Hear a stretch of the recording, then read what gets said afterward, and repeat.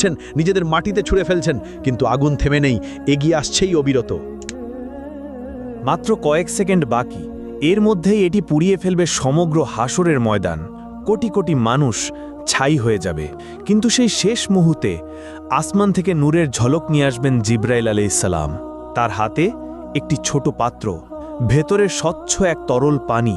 তিনি সেই তরল ঢেলে দিলেন সেই বিশাল অগ্নিখণ্ডের ওপর। সঙ্গে সঙ্গে উঠল ঘন বাষ্প। আগুন তাৎক্ষণিক নিভে গেল, ফলে বরফ শীতল এক পাথরে পরিণত হল। কোটি কোটি মানুষ একই মুহূর্তে গভীর শ্বাস নিল, যেন তারা বেঁচে গেল। কিন্তু এটি শেষ রক্ষে ছিল না। মানুষ হতবাক হয়ে জিজ্ঞেস করল, ওটা কি তরল পানি ছিল? কিভাবে এত ভীতিকর আগুন নিভে গেল?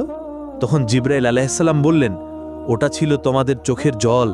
দুনিয়ায় যে চোখের জল তোমরা ফেলেছিলে, রাতের বেলায় সালাতে কাঁদতে কাঁদতে, আল্লাহর ভয়ে, তার ভালোবাসায়, নিজের